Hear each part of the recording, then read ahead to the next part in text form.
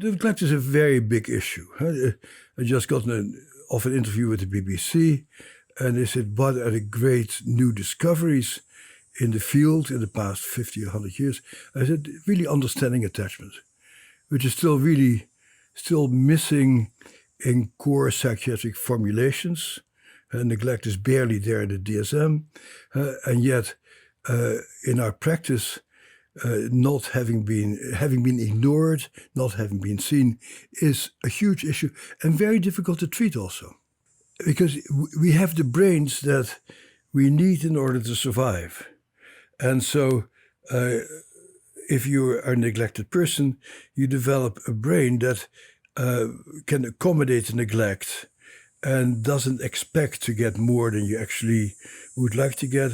And there's this huge issue that I think doesn't get talked about much in our field. It's the issue of critical periods of brain development. And that if you don't get the right input at the right time, you may not develop that brain capacity. And so if you were an ignored child, that capacity to feel people taking pleasure in you, or you're taking pleasure out of people, may just have not been developed very well. Important part of our development is, and since I have a bunch of grandchildren, I am the wonderful position to actually notice that if you get a sense of pleasure out of being seen, out of showing things up. When I see my grandchildren, they show me stuff for about 3 minutes and they go off and do something else. But look what I did, look what I do, how I can dance. And that pleasure, the pleasure centers of your brain get developed by people taking pleasure in you. And if nobody takes pleasure in you, I think these systems don't get developed.